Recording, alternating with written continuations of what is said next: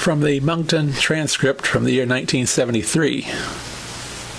This is part of a bowling column called Pin Chatter by Earl McCauley. With the Kawasaki Special Spring and Summer League at Fairlanes now at the halfway mark, the top 10 spots are still quite close. A total of 120 pins separate these top 10 teams, with 2 pins separating the first and second, Norm Steeves and Paul J. Collette. It is expected that refinishing of lane services and approaches will get underway at Fairlanes on Monday, with the new section being done first, then the old section after Wednesday's games. After finishing at Fairlanes, the refinishing crews are scheduled to do park lanes around July 12th. You will be advised next week more definite times so you can schedule your bowling during the work period. Here are a couple of items that some bowlers may not be quite aware of. 1. That every game string must be completed before another can be started. Now, this little item may sound reasonable and proper, and you might not believe it that there are a few bowlers around who don't think so. Just a few years ago, an emergency matter came up to one of the bowlers, happened to be the fourth bowler, and due to the bowler being temporarily indisposed a few minutes when her turn came up, someone called the shot and said she could not bowl the last 2 boxes because she was not present and the string was declared finished without the 2 last boxes of the girl in question. At the time this happened, I was made aware of it, and even though I quoted the above, the string was recorded as completed. There is no way for this to be so. And another little matter that seems to be creating a little trouble in interpreting is the fact that under a new candlepin ruling made about 4 years ago, a bowler who fouls both the first and second balls resets the pins. Previously, the reset was made on a foul of the first ball only. This amendment of that particular rule gives the bowler the benefit of getting a final chance at a 10 box, even though losing the first 2 balls.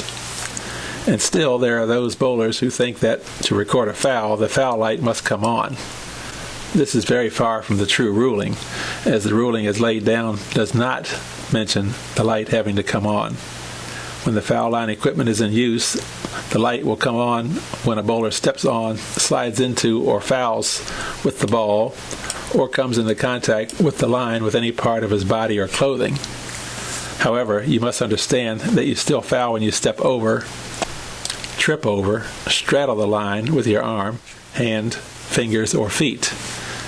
Naturally, when this is done, the foul line is between the fingers, feet, or arms and will not light up.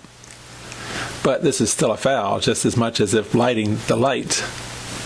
If the latter is done, one might say that it was done to keep your balance if your shoes stuck on account of wet soles, etc. But this is entirely no excuse, as all bowlers should periodically check the soles of their bowling shoes for wetness, etc., especially after returning from the restrooms.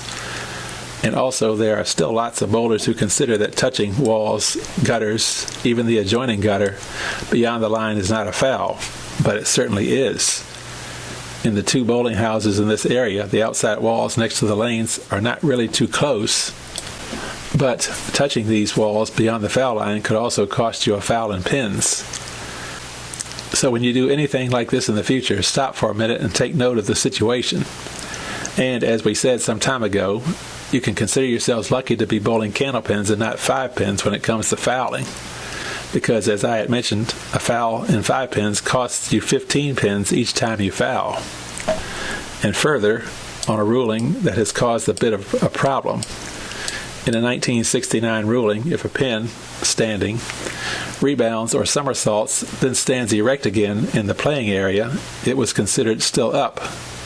In the newest book just out, in 1973, this item was removed from the book, and the ruling reverted back to its original state. Thus, if a fouled pin, one that is knocked down or one that is down, is caused to stand erect again in the playing area, it is considered down and is played as deadwood. This rule previously caused some questions to arise, but is now printed, clears the matter somewhat.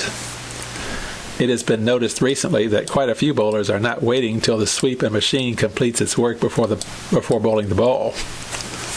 This little matter could cause a bit of damage if, by any chance, that the sweep should stop in its cycle or the machine somehow stop with the sweep touching the lane bed.